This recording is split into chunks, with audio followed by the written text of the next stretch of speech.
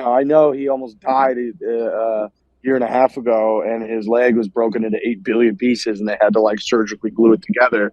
But now he's got this totally separate thing in the right foot, or they like, yeah, this is related. Our guy can't walk still. I would imagine they're hoping that people won't think it's related, but I want them to know that everyone on planet Earth knows that it's related. Foreplay brought to you by Barstool Sports, presented by the great American car company, Chevrolet. What a great time to be American. We're going to get to that. Fellas, I have a very tasty outline. I was going through this morning. I actually requested a 30-minute delay on this podcast because there was so much going on that I was accumulating into our outline. I'm going to start by saying the beloved Trent Ryan is in the air right now, so he can't be on the show, which is a little bit tough because I think he's actually the only person on the show that people like, just generally like.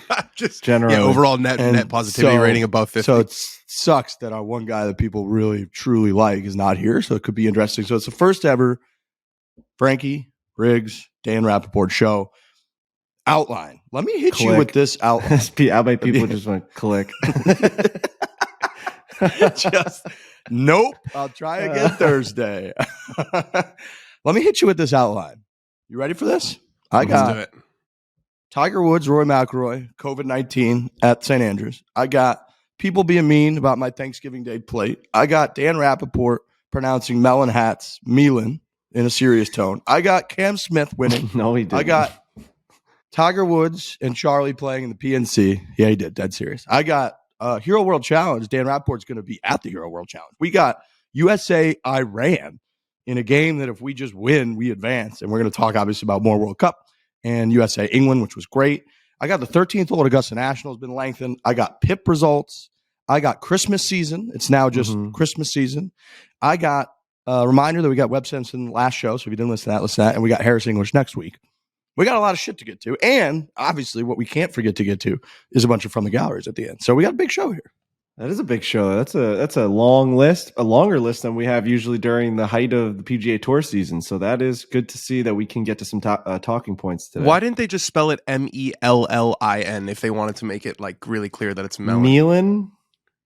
It's not Melun or it's Melin. Dude, you make me think a lot of the radio host in Joe Dirt when he's like, is it Joe Dirte? And he's like, it's Joe Dirt. Don't church it up, son. That's like, you feel like you're just looking at it. It's so obviously just melon. And you're like, Melan. And well, you get like a hard on for pronouncing things correctly. I do like pronunciation. I'm a big pronunciation guy. So this is kind of damaging to the brand. It was very funny. I loved it. I thought, when I saw it, I was like, Melan. And I was looking at it being like, do I see Melan in there? I couldn't quite get to it. I posted a video of me talking about the Melan hats, and Pilar, who's one of our great merch people, was like just responded with Danny ... I didn't know what she was referring to, but now I think I know what she was talking about. It was great. Yeah, no, I loved that. I put that on my list. But yeah, we got much to get to. I will start with how it was everyone's Thanksgivings. Mine was fantastic. I was in St. Louis. The kids, the nephew and the niece are getting older. Seeing the day ones, the OGs, all my pals. Thanksgiving's great. I love it. People were mean to me on the internet about my plate that I posted, but other than that, very great week back home. Yeah, it was a fantastic time to be, around family. I feel like the last couple of years was weird with COVID, and you really didn't get a chance. It felt like everyone was getting COVID at Thanksgiving last year and the year before that. It definitely flared up. So it was nice to just have everyone together, bunch of people smoking cigars, sitting by a fire, singing karaoke. I love that shit. I also love hosting now. So like I had a bunch of my friends over the last couple of days. It's just like a never ending, the door is just constantly revolving. It's basically like one of those city revolving doors. People just walking in, walking out, walking in, walking out. Big Rob pissing all over the floor and shit. Guy can't hit a toilet if his life depended on it. It's crazy. Literally like went in the bathroom with a fucking towel. It's just like, Rob, how do you not see the toilet? It's insanity.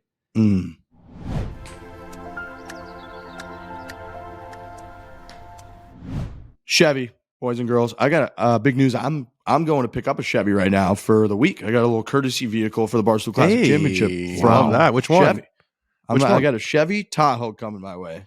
Holy Nice. smokes. So I just got an email that obviously Chevy's a new light in our lives. And I just got an email that in 5 months, my lease is going to be up. So I have some decisions to make. I've got 5 months to make a decision. Am I going to go Chevy EV, maybe Chevy EUV? And that's not even just us saying it. A lot of people are like, you guys aren't actually. I'm going to go on their website. I'm going to be messaging them. I'm going to be seeing what are my options because I need a new car. I'm going to have one when it comes to 5 months. I'm no longer have a car. They're going to come pick it up. I might get a Chevy. I think I'm going to get a fucking Chevrolet.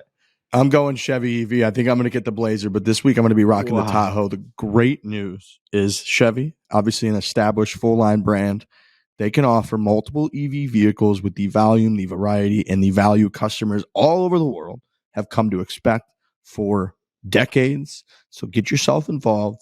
Go check out that website. Go check out Chevrolet.com. They got Blazer EVs. They got the Bolt, the Equinox, Silverado. EVs are for everyone, everywhere. That's electric vehicle. Go check them out. EVs at Chevy for everyone, everywhere.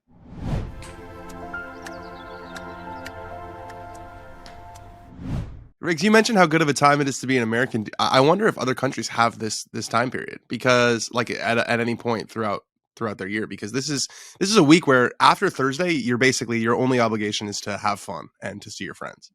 I think it's the best week of the year. Is Canadian Thanksgiving legit, or is that just they piggybacked off of ours, or is that like a big thing? I don't think it's Emma. One of Emma's best friends is Canadian. She wasn't going home or anything, so I don't think it's like a tried and true Thanksgiving.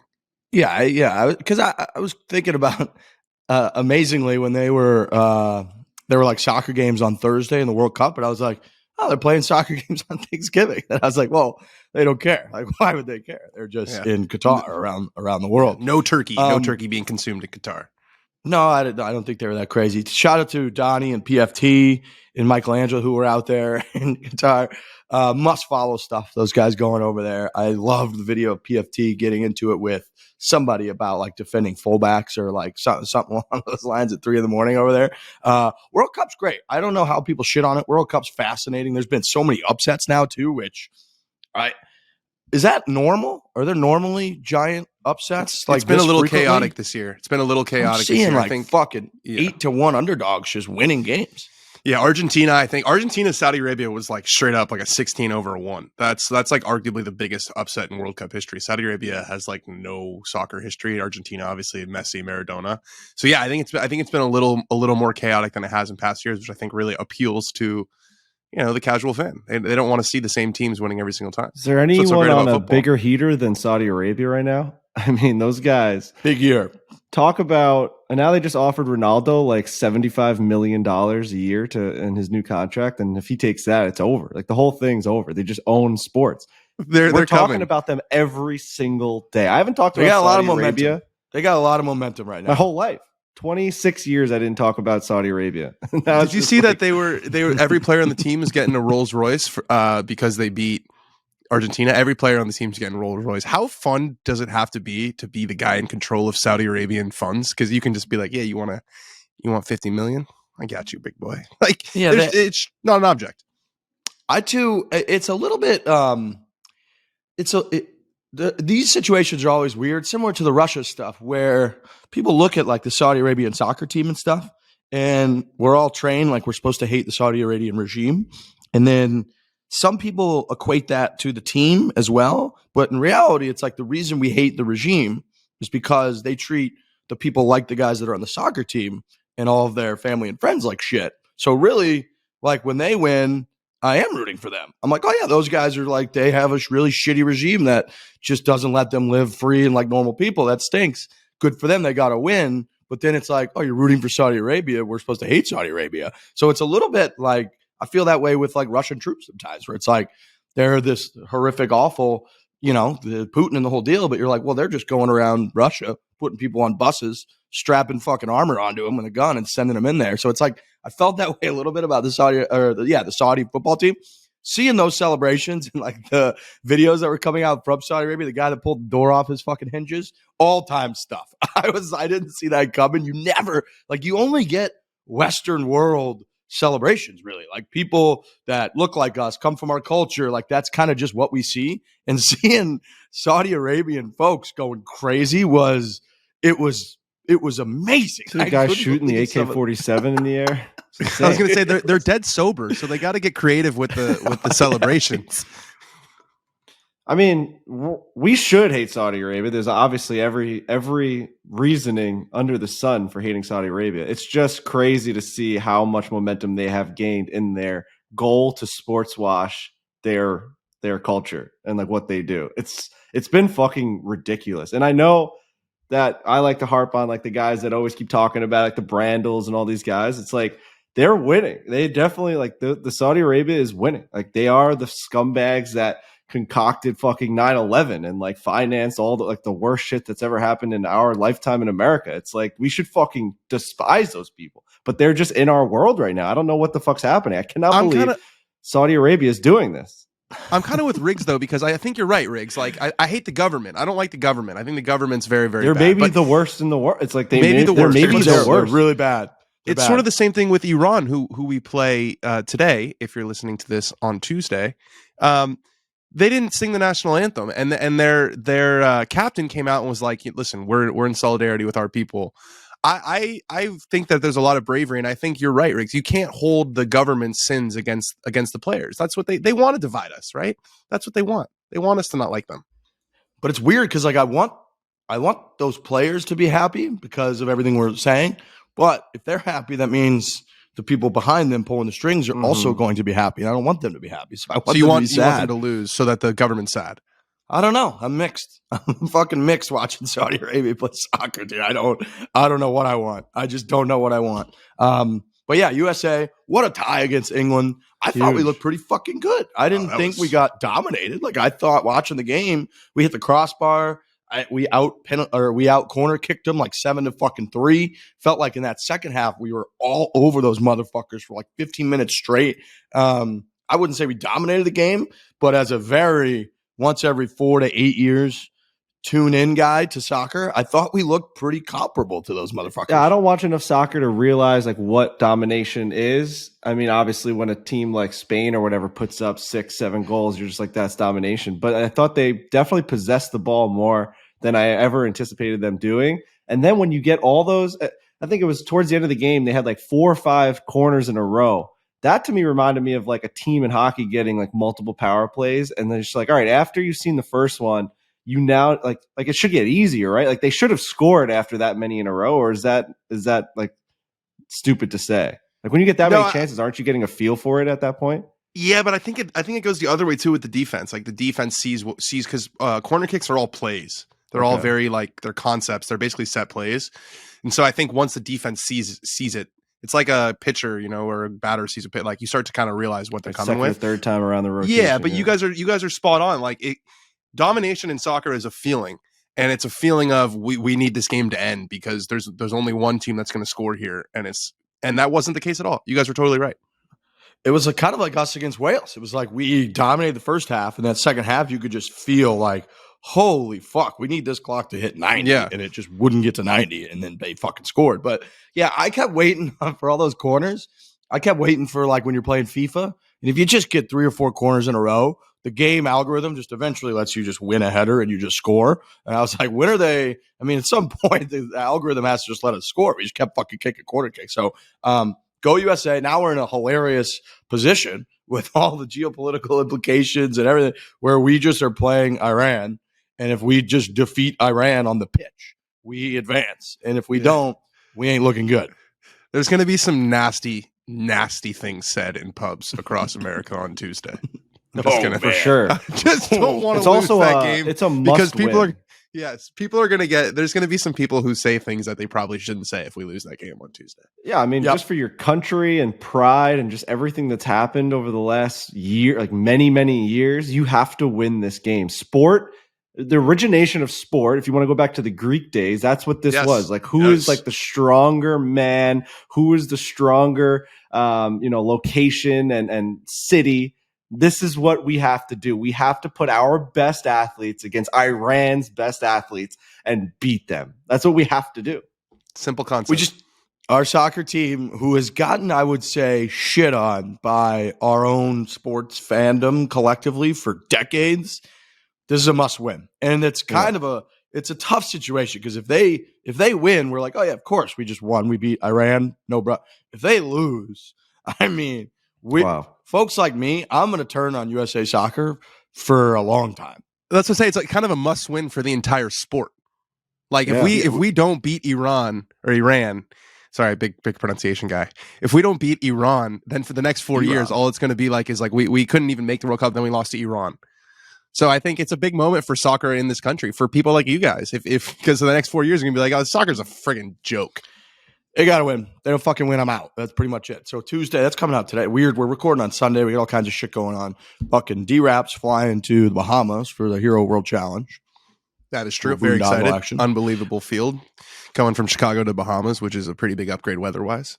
Great field. Tiger Woods is playing golf. So actually, when this show comes out, we're going to be just a couple of days away from Eldrick Tiger Woods, Taunt Woods, playing golf on television Thursday, Friday, Saturday, Sunday. How fucking exciting is that? I saw, too, if he just finishes the tournament, basically, he climbs like a billion places in the world ranking. This world rankings thing is really rich, just given, like you said, Frankie, what's going on the last year in sports. Like the fact that he's going to get world ranking points for inviting himself to his own tournament. And if he shoots 78 4 times, there's no cut, he gets like a lot of world ranking points. Wow.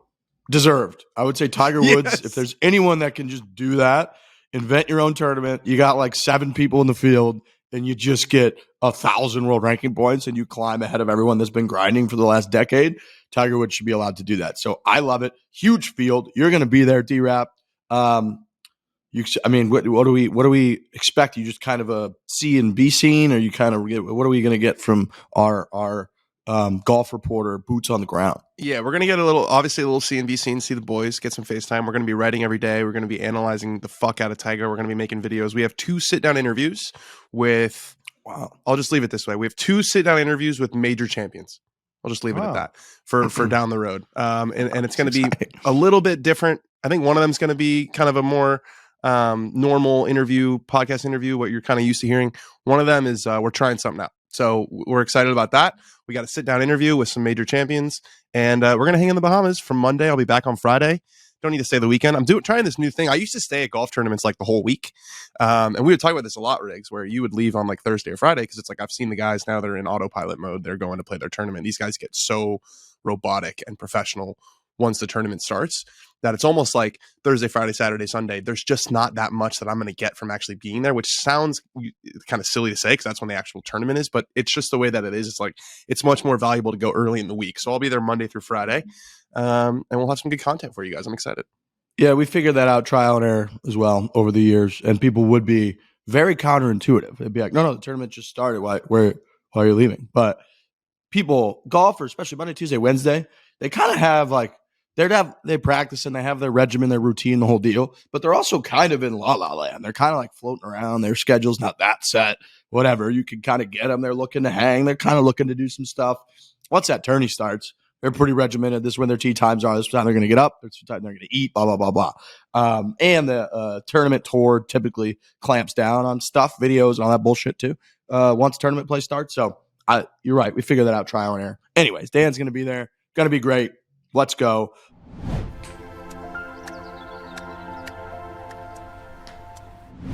GameTime. GameTime is the exclusive ticketing app for Barstool Sports. Makes it easier than ever to score the best deals on tickets to sports. I'm going to go to a Phoenix Coyotes game. So I'm going to, everybody's making fun of them because they play in a college rink now. Apparently the environment is phenomenal. I know Biz went a couple weeks ago. He put out a whole video about the whole thing, was talking about it on Chicklets. I'm going to use GameTime. I'm going to go to a Phoenix Coyotes game.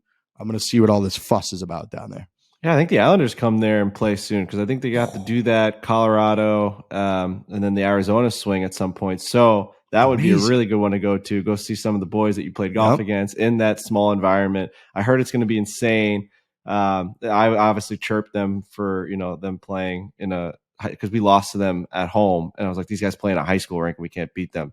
It's tough. It's tough for them. But GameTime is the best of all time. You got all these Taylor Swift is going crazy with tickets. You just got to trust GameTime. You can't trust these other ticket companies. They were getting canceled this week. Ticketmaster and all these other Bleepmaster. Yeah, I mean, come on, man. GameTime never has those issues. December 16th, your boys are at Phoenix. I'm going to go to that. I'm firing up Game Time. I'm getting tickets. I'm going. It's so easy on their app. They make it incredibly easy. They're going to have the best deals.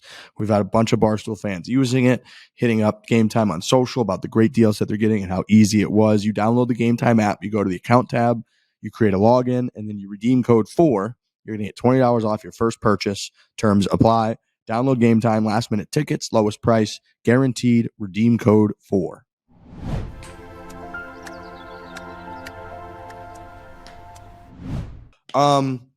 Couple tidbits to hit on. We got Myrtle Beach Travel Series starting Thursday. We're at the Granddaddy, I believe, is what it's called in Myrtle Beach, 6 p.m. Eastern on YouTube. Bang. Travel Series is back. And then I would like to get a live tease or something of the Breaking 90 update, because I know you guys were down there with a one swing coach, John Tillery, and it was I don't know, I wasn't poking and prodding because I want to be surprised like everybody else. Yeah, we're back. Breaking 90's back. It was a long 2 days. There was a lot of work that was done. A lot of work. So I'm talking hands on hips, rotating. We're talking hands on ass cheeks, getting real in there. I mean, Tillery was on his knees for at least 2 straight hours, like touching kneecaps, touching the backs of hamstrings. Trent doesn't rotate, and I think a lot of people that watch Breaking 90 are going to be very happy that we went to a mid-season, just like a refresh, recalibration, because Trent, in his first attempt to break 90, played a really good round. I think he shot 95, which was his best round that he had hit in breaking 100. And it was fresh off coming to Tillery. So, like, he definitely can retain the information right after coming off of a long lesson like that, which a lot of people struggle with, where it's like, I just got a lesson, now I'm switching my game. But Trent, he actually does soak it up like immediately, but then he's like a jellyfish. He's like a goldfish, a jellyfish. He's kind of like a jellyfish too. But he's like a goldfish. Yeah. He's like a goldfish where he just doesn't remember anything. Like, you teach him it, he does it. And then the next round, it's like, why are you doing this fast thing? And the way Tillery talks, he's like, you look like someone's trying to tickle your neck. And it's like such a good way to describe someone really uptight with their shoulders. And then he's like, and then you do this thing where you go faster than anyone can do anything. Like, Trent just like goes back and goes forward as fast as anyone can do anything. And so we really worked on this transition, and like to the top to the bottom, how do we get that on the metronome? Beat, beat, beat. It should be the same speed back as it is forward, but you should also be gaining as much speed as you possibly can as you're hitting the golf ball. How do we get there? So there was a lot of that, and Trent started striping the golf ball, and then we went out and played a round of golf.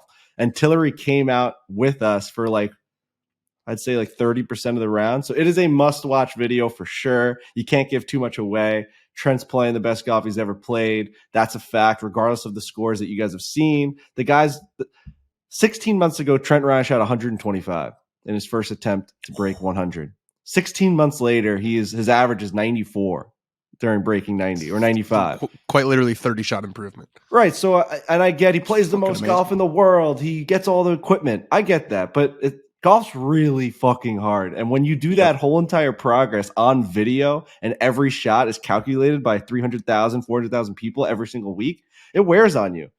Going into Georgia, Trent's like, I don't want to do this anymore. He legit said to me, in confidence, he's not here right now, he'd probably be embarrassed, but he's like, this sucks. He's like, think about when you have a bad round of golf and someone tries to talk to you after it, or it's the most embarrassing feeling. You hit a bad shot on the first tee, that hot feeling in your stomach and your chest. And I get we ask for it. We have a fucking series. We're slinging Black Friday merch. We're trying to make all, these moves and stuff. I get it. We're out there in the public, but it still wears on you. There's no denying that it makes you want to, you could take it two ways. And I actually told this to him. Maybe this is Dr. Brett McCabe rubbing off on me, but I said, you could take this two ways. You can either take all the negative criticism and all the people that are rooting you on, but also being mean and they're critiquing every single part of your game. You could take that and you can either give up, basically give in, or you can use it as motivation to say, fuck you. I'm going to break 90 and I'm going to be a better golfer than I've ever been. So Trent struggles, I think, with taking the latter part of it. He's just like, fuck you guys. I don't have to play golf. You know what I mean? He's like, I can go back to Iowa and just My be a life was security fine guard. before foreplay. Yeah. Dude, he's legit just like, I'll if shut you guys this don't shit want down me to right do now. this anymore. I just won't do it anymore. No one has a gun to my head. I don't have to hit this golf ball anymore. So like, that's the funny version of Trent. But like, I do think I saw it in Georgia. Like once like Tillery was there, because not only now is it on Trent Ryan, this is John Tillery's like reputation now. Oh yeah. He worked with this guy for 2 hours each day, 4 hours the first day, so 6 hours total. He's like, if this doesn't work, like what am I doing? So there's a lot of stuff on Trent, and Tillery's got some motivation too. You know, yeah, they all he's got to prove himself a little bit with Ricky. You know, I mean, hasn't been his favorite 5-month period. I think that's fair to say, but Trent has belief in him, and it's time for him to repay that belief. Like the man, he's just the fucking man. His setup down there in Cuscahuilla is insane. Drives his golf cart to his little bay. The bay is lit up for Christmas. It's got the Christmas lights, the wreaths.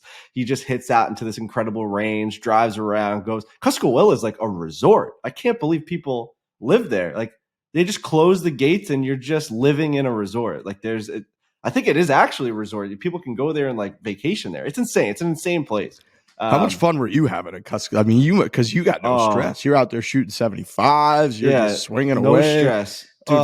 Dude, the first hole, I mean, teasing for me, the first hole, when we went to go break 90, I hit like a bomb drive because I was just absolutely crushing the golf ball next to Trent. It always is a better feeling when someone's struggling next to you, getting like a lesson like that. And I'm on the right. And like I would smoke a drive, and Tillery's like, Frankie's over here flushing the golf ball. And I was just like, yeah, I don't need any help, JT. I'm fine over here. Everything's good. He's like, you're just like crushing. So I had a lot of confidence going in. I hit a drive so far on the first hole that it actually went into a bunker that we didn't think was reachable. And then I nipped like a 90-yard wedge to like right behind the hole and like zipped back. I'm like, things are happening over here for me because now I'm fucking dialed in. Trent's literally thinking about canceling his like professional life, and you're out there on fucking Thanksgiving vacation, striping it around. Yeah, no, it was great, and it was also, man, Tillery saw, but I was holding a club the whole time. I'm sitting in the background of a 4-hour lesson, just grabbing a club and kind of like moving it around. I couldn't hit any balls. Like he only had the one bay open, the other bay was being used, so I was like. Every time Trent went to grab a water, I'm like, let me get on that plate, that like, foot plate. Let me see where my weight distribution's at. It was crazy. So was he on the course like giving tips while Trent was playing, or was he kind of just observing? Because I feel like he took it as though it was 90, like a PGA Tour like event where you're not allowed to talk to your coach and all that stuff. It's strictly just Trent and I trying to break it. But yeah, I mean, there were a couple times where, and I'm sure this happens on tour too. I kind of, as the caddy, meandered over to the gallery and was like, "Yo, what do you see over here?" As a caddy, I'm sure that happens from time to time. Is that allowed, by the way? Is a caddy allowed to go talk to someone or no? No. Okay, well, I did it a couple times, so yeah. You know, I don't think a caddy's allowed to go over to the coach and be like, "Well, what do you think of the tempo?" Yeah, I don't think so. But even like a course, like where should we hit it on this one or something? Like, what are you seeing? Like, where's the landing spot on here? No, I'm pretty sure you and your caddy's kind of considered the player, so I think you're not allowed to ask for advice. I think it's kind of the same. But I do think like on tee boxes and stuff, if there's fans that have been sitting there forever, they start chirping, right? For They're sure. like, everybody's coming up short. You know? For sure. It's like the caddy can't be like, no, I refuse. It's not a law of court. He can't be like, I'm not. I mean, I'm sick of the series. Inadmissible. I'm sick of the series in the sense that like we're traveling around to fucking break. Like, can we just do it? Because now like more work is on our plate. I'm editing these things. It's like Christmas vacation. This is fucking supposed to be our one time that we're not traveling. We're not doing this. And now we're like booking more flights. He wants to get it done. Obviously, I can't give away too much about what happened in Georgia, so I'll just leave it at that. The other thing is that like I wanted Tillery to come out and fucking caddy because I'm like, do whatever. Let's break as many rules as we can to get this guy below. But he was very adamant, being like, no. Like he has to go do it. That's what this whole series has been since episode 1 to episode 12. He's tried to break 90 on his own with his partner out there just playing. So yeah, we have another episode coming out, I guess. I don't know. So we have they're gonna put out the lesson, and then we'll put out the so I guess Brendan's gonna edit the lesson, and I'll edit the round, and we'll try and get them out like bang bang, like right away. Like just fucking feed your gullets with breaking 90. I love it. I love it. I'm excited to check it out. I loved some of the videos. I love the visual of Tillery being on his knees, grabbing his fucking tendons behind his legs and trying to get him in the right spot and rotating the whole deal. So great. Breaking A lot 90, of putting rolling. too. A lot of putting. Yeah. He Yeah, put him putting on. is He did that big. that drill where you had 5 putts, and then you had to. They were 5 feet out, and then there were 7 feet out, and then they were like 9 feet out, and you had to make like you couldn't miss one in the first ring. You can only miss one in the second ring. You can only miss 2 in the back ring. And whenever you exceeded those amount of misses, you started from the beginning. That took 2 hours, and I don't even know that we finished it. So that was a fucking grind. Yeah, that drill is not designed with a player of Trent's capabilities in mind. No, he said that's pro standard to miss 2 that's what I'm from saying. like the 9 feet. Yeah, it could take 2 hours for sure. Yeah. Oh, fuck. Dude, that is a grind. No wonder. So should I take it? Like, is it a coincidence that Trent's just not on the podcast anymore? Is he? Yeah, He's back in Iowa. He's giving up. This shit. Yeah, he's just giving up. All right, fellas, we've got something developing in the last couple of minutes, which is something that we actually teased months ago. We thought we would really see, hopefully, none of ever again, and that is it's like a dark blue, purplish background Tiger Woods statement release, which is just devastating news. And we had myself, Frankie, and Dan on the show hyping up Tiger. We were downplaying his Open Championship performance because he had COVID, so we fucking threw that one out. He's back the next 3 weeks. And then we just found out that he's now out. So we're recording to discuss that. So I think, I don't know where we're putting this in the podcast, but I think we leave that in. I think we start with this, and then we keep in how excited we were for Tiger Woods to play in the Hero World Championship, because it just shows like how being on this roller coaster really is, right? Like, we were so fucking geared up for this guy to play some golf. And in reality, he's not playing any of it. He's got plantar fasciitis. His fucking foot's falling off. But we were excited. We were talking about how he beat COVID, even though it beat millions of people. It got real serious in there, and we're going to keep that in. We have to keep that in. That's what we were going to do. All right, let me just read this press release because it was the blue background, and I was waiting for a train to come into the office. We got our Cyber Monday thing going on, and I looked down at my phone, and it was that dreaded bluish purple background, and I just knew that it was bad news. And also, he seems to have done something new with this one where the print is maybe 5. Mm-hmm. It's just as small as you can be. So I'm going to zoom in. It's condensed. And it's condensed. I want to read just so we have it on record. This is Tiger Woods. In my preparation and practice for this week's Hero World Challenge, I've developed plantar fasciitis in my right foot, which is making it difficult to walk. After consulting with my doctors and trainers, I've decided to withdraw this week and focus on my hosting duties. My plan is to still compete in the match in the PNC Championship, signed Tiger. So he is still planning to play later in December. We had been talking about how it was going to be a Tiger-filled December. He was going to play a bunch of times. We were going to see him with Charlie. It was going to be so much fun. This takes a little bit of that away, obviously, but hopefully he can get healthy before those events and we get to see Tiger Woods play golf in December. That's all you can hope for right now. Yeah, look, there's really no way to sugarcoat the fact that Tiger Woods hasn't played since fucking July, in which case he missed the cut in brutal fashion at a place that he called his favorite golf course in the world, where he's won 2 majors. And then he took, 5 months off and then couldn't be ready for a stroll through the Bahamas. That's a little concerning. So, I just don't love that. I do agree with Frankie. We got to leave all this in so that people can understand the roller coaster, because boy, oh boy, were we hyping up Tiger. We were throwing out all the negative from this year. We were gassing up all the positive. And then 14 seconds later, he releases an app that, you're right, he needed a magnifying glass, or a statement, needed a magnifying glass to read what he was trying to say. And you're going word by word, being like, is he retiring? Like, what are we doing here? So yeah, it sucks, man. I'm out here. These guys, we might see somebody get a hole in one behind me, by the way, and win that Chevrolet EUV right there. Right. By the way, we're in the office. We're in New York City. So you're hearing a lot of weird shit as you're listening to this podcast. We were all in our homes to start this thing. Danny was a part of it. And now we're in the city with very crystal clear audio. And then Riggs is at the Barstool Classic Championship, which we will be there tomorrow. So yeah, this is a chaotic moment. You're walking over what looks like an incredible bridge right out of Disney. On a swinging bridge right now. This is a swinging bridge. Wow. That is nice. I do think. I'm just on the tee. There's Mike, the insurance guy. So if somebody gets all in one, he's Hey, All Mike. right, Mike. Yeah. Stay hot, kid. I do think with Tiger, like when we were back in the trenches pre-2019 Masters, we were always arguing for the fact that he had There's this Nick from Chevy. he had this new back. Hey, Nick.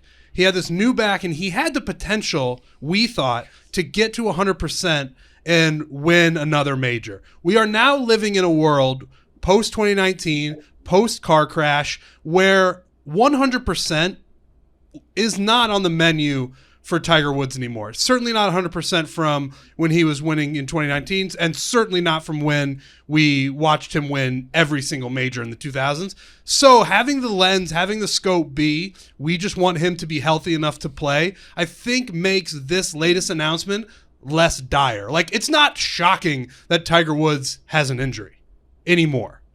So I view it through that No, lens. it's not shocking. Is the right leg is the same leg, right? Yeah. So he's claiming there's a new, totally unrelated issue with the fasciitis thing. Is that like what is that? Do we know what the hell that is? It is this right leg, right? The one that got I'm operated pretty on? sure, yeah. I'm trying to picture it now. Yeah, I think so. Like because I remember at Augusta they were like uphill lies are not good because you push off the back Right. is what they were worried about, and that would have to be his right. So my question is like, are we doing a thing where we're like, oh yeah, he just, I know he almost died a year and a half ago, and his leg was broken into 8 billion pieces, and they had to like surgically glue it together. But now he's got this totally separate thing in the right foot, or are they like, yeah, this is related. Our guy can't walk still. I would imagine they're hoping that people won't think it's related, but I want them to know that everyone on planet Earth knows that it's related. Okay, all right. It's simply, Yeah. I mean, it has to be related. And plantar fasciitis, I don't even know if we've said it once correctly on the show, but it's something you hear about with football players. I It's feel in like the heel. It's an inflammation of thick band of tissue that connects the heel bone to the toes. The inflamed tissue runs across the bottom of the foot. I think it can come from wearing too big of shoes, from it rubbing a lot of times, from stepping the wrong way, getting in a car crash. No, or it's like he's deciding on what shoe he likes, and he's been switching each shoe, and then it's developed in a way that he didn't think would develop. Like this guy's trying to find the most comfortable way to walk with a broken leg. So that might have been something he didn't think about. Is it one of the great failures of all time that Nike just can't make a shoe that's just identical to the FootJoy shoe that Tiger likes? It's pretty Like, what- insane. He's Yes. using like FootJoys, and it's nuts. Are we just accepting that? Is there something going on there? Like, He you said the too. He's deal like, with we that? tried with Nike and they just couldn't get it done. Hopefully one day we can get it. It's like, what are you talking You about? gotta- You tried. Succeed. You got to just I'll go make it for him. Just We'll go make succeed. him a shoe. Do whatever you have to do. We'll start cobbling shoes together. You do have to, if you're Nike, you have to push all of your R&D towards the Tiger project. I don't care what else is going on. It has to go towards Tiger. Yeah, and I guess deep down, and this gets into conspiracy theory territory, deep down, I hope that it actually is plantar fasciitis, and it's not just, The fasciitis. I don't know. It's not, and it's not You just, said it differently every time. I hope that it is that, and it's not the leg, and he is just making up that it's something else. Plantar fascist. It's definitely not that. No, that's I think that's it. we don't like fascists. That's That's a like a planter who's really Mussolini. extreme politically. Yeah, okay. he aligned with Mussolini in Russia. Mussolini of the Plant foot. like that makes his living plant. It's Mussolini of the foot. That actually would make it much easier to say. Right. He's got the Mussolini. Right. It's not great news, but boy, you know, it's not. he's going to do his hosting duties. And I mean, what are the percent chance? What's the percent chance that he plays in December? I think it'll be high. He's playing in a cart. Was he going to play in a cart in the Hero? No, he denied it. All right. No, he's gonna walk. So he'll be in a cart. He'll be feeling good. He'll have the Dr. Scholl's. What are they called? Are they the Dr. Scholl's soles? The gel inside. Yeah. He needs some G-force is what he needs. Those are the best shoes on the market. True. But, Can't believe he's not in the MG4 Plus out there. what is He's Todd shooting Martin for him. doing that he hasn't contacted Tiger Woods and be like, I'll just build you whatever shoe you freaking need, I man. think Danny Rapp is going to be in the Bahamas. Am I mistaken Yeah, about he's that? Or gonna be. I think he's there right now. He should just throw a couple G-Force Tigers away. Like, hey, give these a try. Right. What size shoe you think Tiger wears? Oh, that huge heavy thing. I bet it's an 11. Probably. I bet you he's Mhm. 13. It's got to be on I'm the gonna say 13. Tiger Woods shoe size. Absolute elbow in between his legs. 11. Nailed it. Wow. What? I nailed I'm a it. 10.5, 11, so same guy. Pretty- Same guy. Oh boy. Built the same. All right. All right. what Well, else get back is to going the shindig over there. We'll see you tomorrow for about 3 hours. We're getting there real. This is gonna be an absolute grind of a day for Trent and I. We're like kicking field goals at Jeff Nadeau, trying to sling some merch, and then we're hopping on a plane and we're coming to see the championship. It's gonna be electric. You It just will get be. there and someone's gonna be fucking holding up a trophy. It's insane. When are you guys leaving? Are you just leaving Wednesday? Yeah, it's just a quick trip. I believe Yeah. so, yeah. Yeah, All right. you Quick know? trip. It is a very fast trip. You know what's nuts is I'm basically doing this just so I hit diamond on Delta. I'm so close to the highest you can get on Delta. I'm like 5,000 miles away, and I think I hit it like on the way home from Scottsdale, which is nuts. We've flown 125,000 miles on Delta this year, so that's a shout out to fucking how much we've been traveling. Yeah, I got 50 flights I have on Delta. I got to the office just now and I went up to Frank and I was like, tomorrow's gonna be a grind. And under his breath he goes, and I'm going because I'm gonna hit diamond. And I was like, what? Why are you going? We're going to see the championship. He's like, I'm going because I want to hit diamond. It's like, all right. I knew there was more to the story, and now we just got it. That makes a lot of sense. I will say I'm gonna hit platinum when we do Yeah, it no, too. we're all hitting medallion statuses, and we're going to see someone fucking win the Barstool Classic Championship. That's going to be unbelievable. I will say our guy Alistair is going to be out here tomorrow when you guys Nice. get here, and he really wants to play with us Wednesday. So maybe we'll look at Oh, yeah. any potential options if we want to play or something. But Okay. I'm excited to see you guys. Excited for you to get out to the desert. Yeah, we could always move the flight back. I don't know what time our flight is, but I got nothing to be on Wednesday, so we can figure that out. That looks beautiful. It's a little cloudy today, which is a shame, but it's pretty nice out here. All right, so I think that wraps it up on our sad Tiger update. And now you can listen to how happy we were when we thought he was playing. So happy. Bye-bye. All right, we've got little Tiger Woods and Rory McIlroy story. So this thing just broke. I haven't been able to read the whole deal. This is the same guy that does these like once a year, Dan. Yeah, Paul Kimmage. I think he was like a cyclist or he's some professional athlete in Northern Ireland who's famous for something else. Him and Rory kind of sit down at the end of every year. These are great. Yeah, I guess it is once a year.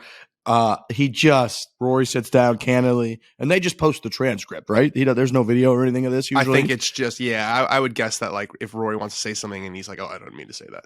Yeah.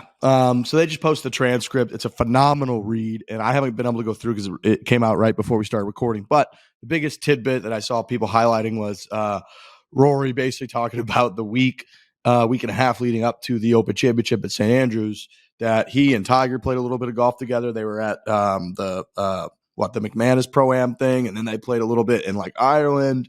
And, we saw the footage and the videos. It was Robbie Mack and Rory, and they're out there, whatever. And then Rory kind of revealed that he started to feel like shit and then texted Tiger that. And then Tiger was like, fine. But then later that night, not good. So essentially he was convinced or revealed or whatever that the two of them had COVID leading up to the Open Championship, which I know that Tiger looked very sluggish at the Open, very sluggish, especially compared to the hype, the old course. He's won there twice. He had literally skipped the U.S. Open to make sure that he was ready for this is the event, 150th, the whole deal. And then he fucking hits a wedge in the water on the first hole, and you're like, and he never really looked decent after that. But I had never heard anything about the two of them having fucking COVID, right? Yeah, no, hadn't heard that. Tiger's got allergies a lot, so he's kind of like sneezing a lot. So you might not notice. You might just say, "Oh, he's got sneezer. like allergies." Big sneezer. I think he's a big anti-pollen guy. It makes me more excited for next week, right? Because like I know that it probably isn't the reason that he played so bad at St. Andrews, but let's just pretend that it had an impact. Let's just pretend. So then you're looking back at last year. He made the cut at the Masters, Southern Hills. I mean, you couldn't pick a worse golf course to walk. It was up and down. It was super long. It got hot and then it was cold. If he goes and shoots 68 on Thursday at the Hero, you're going to be like, oh my god, like you get this guy without COVID and he might be back. Like if he plays fine this week, obviously it's not that hard of a golf course. It's flat. It's the Bahamas. There's no this, that, and the other.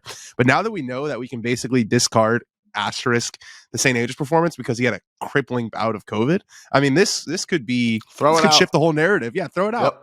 That's an outlier. Throw that shit out. Do you think Tiger Woods genuinely believes in his heart of hearts that he can win the Masters tournament in April? 100,000,000%. That's all I need. That's all I need. Like without question, Tiger Woods, I think, deep in his heart, deep in his heart, thinks that he's going to win 19 major championships.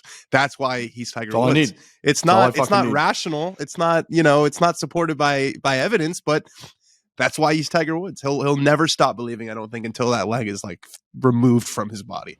It's the best news I've heard about someone having COVID, is that Tiger probably had COVID. It had nothing to do with his performance. It had nothing to do with anything. It just had to do with the fact that he felt sluggish and he didn't have that killer instinct. All of his attention was battling a alien virus that was entering his body. That's where all of the attention that usually goes to like Tiger clearly has something else in his brain that no one else does. And that was used to fight neutralized by the virus. And he probably fights the virus better than anyone else on the planet. You know what I mean? Like he does everything better, but he can't do both things at once. If I'm looking at the facts here, Tiger Woods played in 3 major championships last year. 2 of them he made the cut, and the other one he was fighting a brutally deadly disease. Dude, unprecedented. That disease killed like millions of people. I mean, come on. It's like he's still trending up. I don't know why I chuckled at that, by the way, so I'm sorry. The way you said it was funny. No, we didn't. We know what you meant. I want the record to state that when you said it killed millions of people, I literally laughed after that, but that was not to that statement. That's my official statement. Okay. What exactly do you think you I was laughing to the fact that Tiger's so good that it was more laughing at how incredible Tiger Woods is that he just kind of fought it off without us even knowing. I think we need to talk about the fact that Tiger Woods I think we need to talk about the fact that Tiger Woods broke 80 twice dealing with a debilitating bout of COVID in a major championship. I mean, that's where do we put that among his all-time accomplishments? Hard to break 80. Hard to break 80 with actually a disease, an unprecedented disease. The doctors didn't even know how to deal with it. All right. So congrats to Tiger. What a performance. This new information. And yeah, I'm going to read through this. I'm actually excited this afternoon to read through this interview because Rory's the best. Love fucking Rory.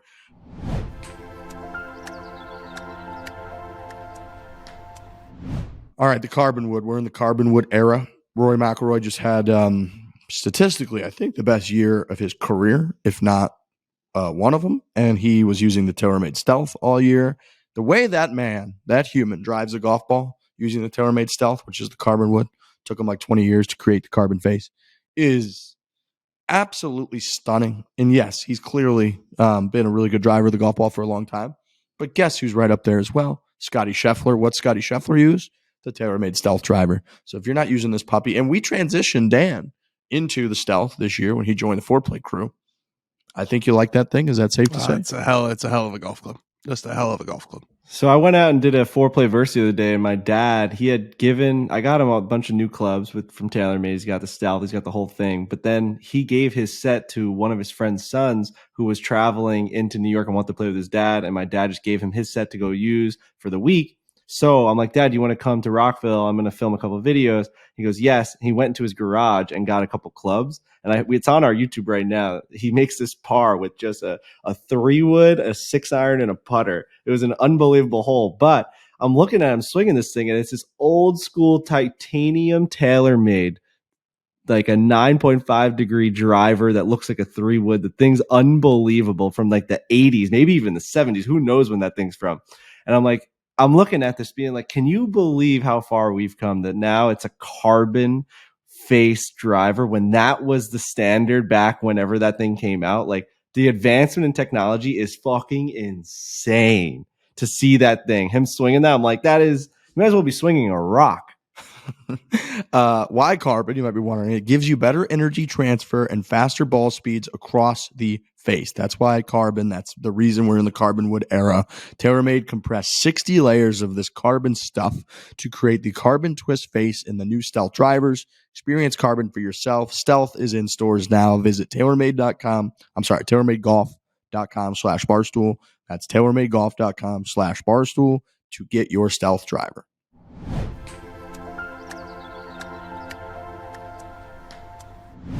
All right.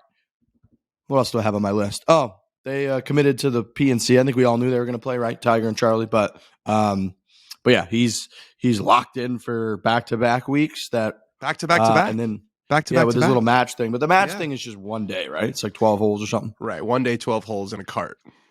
Yeah. But yeah, back to back to back. We're going to be seeing a lot of golf in December of Tiger Woods, which is fucking incredible. Him and Charlie almost won the tournament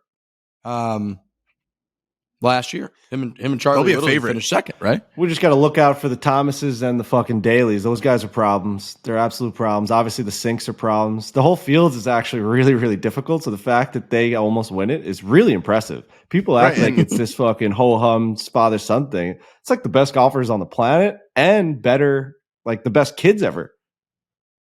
Yeah, and they're a favorite now because Charlie's a totally different person than he was a year ago. He's like That's what I'm 6 inches excited about. taller. I mean, yeah, I'm going to see a different human being, right? This guy's just got mitts on him like you wouldn't believe. He's probably hitting the ball a mile. I mean, look at the transformation we saw from 12-year-old Pete to now. 12-year-old Pete's like 14. 12-year-old Pete hits the ball like 290. And when I saw him, he was fucking walking around telling me about where him and his brother fish and like saying thank you in between shots and hitting it, whatever. Now he's just an adult who smokes the fucking golf ball and like dates girls and shit. So that's what Charlie Woods went through over the last couple of years. He's gonna be a different human being out there. It's gonna be unbelievable. he's in that period of time. I think he's 13 or 14 where, he's probably like visibly growing every week. His voice is probably all over the place. I think it's so awesome that Tiger is doing all this because I tweeted something to this effect yesterday. Like, how easy would it be for this guy to just not, right? To just, after this latest injury, or even if he just wanted to play the majors, I totally get it. The guy has worked his ass off to play an event for his foundation that does not matter, is unofficial. This match thing with JT and Spieth and Rory. And then he's playing with his son. The guy he cares about golf. He wants to be around. I think that's so cool. None of these things are necessary for him to do. He doesn't need the money. And it's not about chasing Jack Nicklaus. This is Tiger saying, I care about golf. I know that my presence in the game is very important and helps the game grow. And so I'm going to do what I need to do to be there and be seen. And I think he's really an ambassador for this. Like, he understands his role. And I think that's very cool. It is. It makes me a little bit concerned, I'd rather That he's doing so much like funky stuff. Yeah, that's a little bit of like, you're in the OC when Seth sails away. You're sort of like at the beginning of sailing off into the sunset when you're doing that kind of shit. Like 28-year-old Tiger wasn't fucking worried about his role as like a help and then grow. He's just like out there to fucking slaughter people and win events. So a little bit concerned about that. Yeah, I get it. The family, it's fun watching him. It's really cool seeing him as a human being. But we didn't get to this point because I loved that Tiger was like a relatable human being with his family. Good point. I got to this point because that guy was a fucking machine. He was Darth Vader arriving at the Death Star every time he walked into a fucking tournament in the red and the black. And everybody's like, holy fuck, there's that guy that's actually not a person. He's Tiger Woods. He's going to destroy us. So good for him. Cool, great, cool, be in a good spot, whatever. I don't love all of it. I wish he would still – and we haven't seen him since St. Andrews, so it's not like he's out there all the time. But I would like him to keep a little bit of a distance still so that when he's on that back nine like he was in 2019 at the Masters, he could still have that intimidation factor where guys go from fucking not making a bogey the whole tournament to dunking it in the water left and right. That's what I need. Yeah, and now it would be even worse because it would be like for those guys, the pressure of dealing with Tiger, because it'd be like, I can't lose to a cripple. I just can't. And that's why the first day of the Masters when he shot 71 and he beat Rory by like 4 shots or 5 shots, he beat JT. It was like, what a sad day for those guys. Like they were visiting this guy on his deathbed and then he just beat them by 5. Yeah, I need like that fucking Tony Finau story from the final round of the 2019 Masters when he's like a couple holes in, they're walking down the fairway right next to each other, and Tony just starts chopping it up and hits him with a little like, "Hey, Tiger, so how are Sam and Charlie doing?" And Tiger just didn't even look up and just said "good" and kept walking. That's what I need that a little bit. So, but I'm excited we get to see him play golf, the whole deal. Charlie, we always go nuts. That's one of the biggest things on Twitter all year is when Charlie and Tiger and the whole deal comes out and their mannerisms. We'll get all that shit. So, and then you got everyone being like, "Can you just let the kid live? Like, can you just let him be a kid?" Yeah, you get a lot of that shit. I remember, I think last year, maybe 2 years ago, I had to delete a tweet. I think I tweeted this kid fucks or something when he hit one to like a foot. Oh boy. And people were being mad about that. So I had to delete a tweet. So it's a little bit of dangerous territory for sure. But now he's like fucking 14. He's a little bit more of an adult. He's getting closer, but still young. So you got to be a little bit careful. You got to tread lightly out there. We're recording this at 1:15 on a Sunday. So obviously football is in real football, American football is in the swing of Not things. Not football. And Mike White, the New York Jets quarterback, avid foreplay listener, Chicklets listener. I met him at Borelli's when we did when the Jets came before an Islanders playoff game when I was on that run against the Bruins. They came in. One of the guys, Dan Feeney, lifted me up like I was Simba, like it was the Lion King. Yeah. And Mike White, I had a long conversation about golf and foreplay, and now he's just a starting over Zach Wilson. Charged down the field, 69 yards, 6 for 7, touchdown. The guy's fucking he went 6 for 7 on the opening drive. 6 for 7 on the opening drive, 69 yards, touchdown to Garrett Wilson. Jets are winning 7-0 against the Bears, and this is just a good time to be a New York Jets fan. It's just an amazing, amazing time. Have you turned on Zach? Did you want Zach out? Were you like, get this guy no, out I'm of here? not turned on him. It's just I hated his press conference after. It was as bad as it could possibly be. They had 3 points, did not score a touchdown against your rivals, who if you beat them, you now hold your own destiny in the division where you can just win the division. And they say, did you basically not help the defense at all? Like, could you have helped the defense any more today? And he just said, no. It's like, well, if you would have just be a human, you could just be like, obviously I could have helped them more because I scored 0 touchdowns. So we put 0 points up on the board. The easiest thing in the world is to just say yes and take the responsibility, because guess what? It doesn't matter. Like what you say there, unless you say the wrong thing and come off like an asshole, it doesn't matter. There's only one answer that could have came off wrong, and he did it.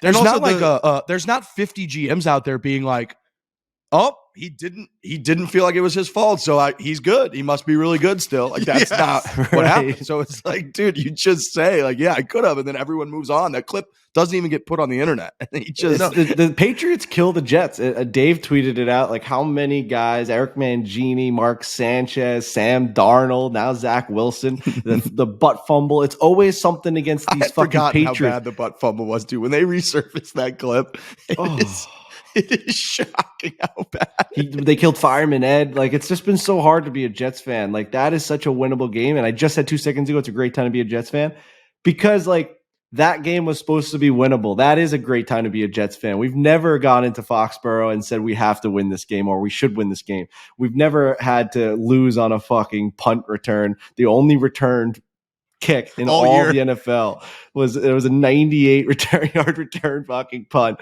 That's just, that's still a good time to be a Jets fan that we're in those games. And that's sad. True. That's how pathetic, pitiful of a franchise we are, that we're excited to have those moments. Do you think that is there any chance that Zach Wilson is the starter for the New York Jets opening day of 2024? Oh, 2024? 2024. Oh God. Not next year, the year after. He shows a lot of promise, man. The guy can move. He just got to learn what to do with the ball when he gets he just always takes these ridiculous sacks and he throws the ball when he shouldn't. You just throw it out of bounds. I'm going to say yes. I'm going to say Zach Wilson is the quarterback in 2024. I think he has a lot of promise. He's just got to grow up. Nice to hear that. There's some. I just don't think that a guy with. I think he's got a lot of skill, and I just don't think a guy like that. Maybe he'll be on another team. I just don't think a guy like that's going to go away. He's not like a one and done kind of guy. Frankie, I have a question. What's your Matt Duchene bet status right now? I haven't gotten the jersey yet. Okay. Well, yeah, I haven't even. So I got to wear his jersey on this fucking podcast for multiple shows. I don't know why I said multiple shows, but I did. So now I got to fucking sit here in that yellow fucking jersey for Matt Duchene because they beat the Islanders. And then honestly, that game ignited the Islanders on an outrageous run that we're on right now. They've won 6 out of 7 since that game. They should have won that game against Nashville. So yes, I lost a friendly wager with Matt Duchene. I have to wear a jersey. Had he won, he would have bought $1,000 in foreplay merch or something like that. So it was a good bet. It was a good wager. So yeah, friendly fire from our guy there that I have to deal with that. That's coming soon. I haven't seen the package. He said he sent it out last week. All right. So you got to rock that, I think, through December or something. He said we'll have to check. It's a problem. We'll have to check the tape. Blues are a fucking weird team. They won their first 3 games of the year, and then they lost 8 in a row, and then they won 7 in a row, and then they got killed 2 games in a row, and then they're down 4-0 yesterday, and then they come back and beat Florida in overtime. So the Blues are a weird fucking team. I think they're 1 game above 500 in the 4th spot right now in the division, but they're just a weird team. I can't really figure it out. Half my friends think they should blow the whole team up and tank and start building. They also thought that when they won the Stanley Cup a couple years ago, because they were last place team in the NHL, January 7th, I believe. So anyway, Blues are in a weird place. All right, moving on. Cam Smith. Cam Smith's just really good player. He's just really, he's a problem. He's a threat. He wins down in the Aussie PGA. This is his third time winning this. Is that right, Dan? I don't know if it's his third time winning it, but it's a power move. I talked about this earlier. He's the highest ranked player in the field, goes to a tournament that's not that sick, wins a tournament. It's a sick move. I will say these ones that are international, I feel like it happens a lot more. Like Rahm goes to Spain and plays in like the Spanish Open, and I feel like he just wins it every time. It's like, so those are a little bit different than like the random fall event that's not that crazy. Those are still all PGA Tour guys. The Aussie PGA, I don't know a ton about the field, but I saw the guys that finished like second, third, and fourth.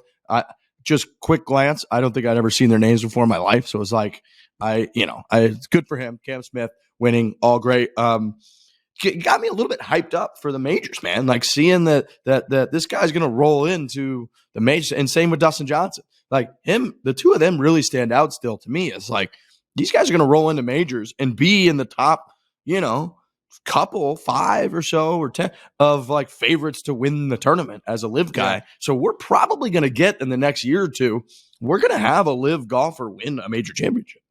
Oh, definitely. I think between them, I think Joaquin Niemann's playing really well and young and getting really good, and Abraham Answer had kind of a down year, but no, you're right. And it's Cam keeps on winning these things and playing in these events that aren't live events, so he's going to get world ranking points for winning this tournament. So he won't drop down, but there are a lot of people who are being like, oh, the world rankings, because Dustin Johnson is going to show up to one of these events next year as like the number 75 player in the world, because he could not be bothered to play anything that's not live, or that he's not getting a lot of money for. So he's going to show up as like the number 80 player in the world, and he's going to have like the third best odds. Well, he is so where are his like major championship exemption statuses at? Because the Masters, obviously, he won in 2020. So he's got, he 21, 22, 23, 24, 25. So he's good through 25. For the US Open, 3 more for everything else. Yeah, you win the Masters. You win one major, you get all of them for 5 years, and then it gets funky after that. But for 5 years, you're good on all of them. Gotcha. Wow. Okay, so then he's good. I was trying to remember, because I know the U.S. Open was 2016. So I was starting to think like I was like, well, he might be in a weird spot for a couple. But you're right, he's still got a few more years locked up due to his Mass wins. So he'll be in, he'll be fine. But there will be some big names like Joaquin Niemann. Is he gonna qualify for like the majors? I guess he's going to have to play in like a sectional qualifier, or like a European for the British Open, a sectional qualifier. Yeah, because these guys are Paul Casey, some of these guys, Taylor Gooch, who were top 50 players, and that's how they were getting into majors. Now they're out, and there's no end in sight really. So they're just. But I think it's going to be like objectively funny when Dustin Johnson turns up to Augusta as the world's number 87th player, and he has the second best odds to win the tournament. I like that. I mean, yeah, it's going to be fucking chaos next year at the majors. It's going to be chaos. I can't wait. I cannot wait for that hype. I can't wait to see what Augusta does. I feel like they've kind of gotten the way. They've gotten lucky to be. People were kind of kicking the can down the road a little bit up to this point, and they didn't really have to make any calls. I feel like they haven't made any calls because the other majors were hit with the PGA. And then, we saw how it all played out at U.S. Open, at the E Open, and Rory versus Cam Smith, who was so heavily rumored that he was going to live at the time. And the Masters has just been able to remain silent. And now there's going to be months of buildup and precedent set, because now we're in, year 2. What are they going to do? How are they going to handle it? And the other kind of the USGA, the RNA, they could kind of PGA of America, they could kind of respond to what Augusta does more so than set the precedent at this point. They almost like figured out a way to get through this year without having to do anything drastic or controversial. Yeah, it hadn't started yet. I think we forget like how recent the actual first live event was. It was in June. Yeah, it was only in June. It was like 4 months ago. So it was still like, what's going to happen if this person or that person, DJ, all those guys at that point they had said we're staying with the PGA Tour, and it was all just rumors. So yeah, I think we really just forget how new this whole thing. I mean, Frankie reminds us, but how new this whole thing is. Yeah, it's insane how new it is. Sorry, It's the I week was- I before was- the U.S. Open. It was June I was 8th. Like spacing out a little bit even at there. Southern Hills, Are you looking at you looking at the Jets? I was spacing out a little bit because I was just thinking about something hit me. I like kind of coughed and tasted a little something, and I remembered I puked on the side of the Southern State Parkway on Wednesday night. a little blackout Wednesday action. Went to the New York Islanders Sickness? game. I went to the New York Islanders game, and we got like a bar tab paid for us in this like suite, so it was kind of just like Oh, unlimited drinks. And I didn't That'll eat do it. enough. And this is my problem, guys. I don't eat during the day. I don't eat, and I'm sorry to derail this. That was some good golf talk, and I was getting What do you into mean it. you but don't eat it's- during the day? What does that mean? I like didn't eat during the day. I was like doing things. It was Wednesday before Thanksgiving. I was just like I was moving, I was shaking, I was grooving, I was making things happen, and I just didn't eat. And when I don't eat and like line my stomach, I'm frail and pathetic. And then I drink all that stuff. Even if I eat while drinking, it's just not enough time. It's not enough. I don't know the science behind that, but I feel like I need something in there to soak it up. And when I eat and drink at the same time, it all just kind of gets mush, and I get so much more drunk. And yeah, it was one of those things where I got into like an electric vehicle. I don't know if it was a Chevy or what, but it was just hot in there. Chevy. It was just hot in there, and we were driving, and I'm just like, I said out loud, there was a bunch of people in the car. I said, we're going to have to make a decision in about 2 minutes. Either it's on my lap or it's on the street, because like it's not going down. I tried my hardest. It's not going down. And it was a call for help. I just went, pull over. And he just pulled over. Very dangerous maneuver, by the way, to like just be standing on a highway, and just puked all over myself. So it is what it is. And I just kind of burped that up like 4 or 5 days later, which is not a good feeling. No, you can't be happy about that. Can't be happy about that. You feeling better now? You feel okay? I am. Yeah. I mean, it's been kind of a bender. It's obviously the holiday season. You have espresso martinis and the eggnog type. I'm not Thanksgiving looking forward week to is tomorrow a morning. bender. Bender. It's such a bender. It's bad. Oh. It's really, really Tomorrow bad. morning, I got a full travel day. It's going to be a punch in the face. Because, like, Yeah. I'm happy. You know, we're sitting here, we're chatting. The podcast's easy. We're shooting shit with the boys. Tomorrow, work starts again, and it's going to be a rough go.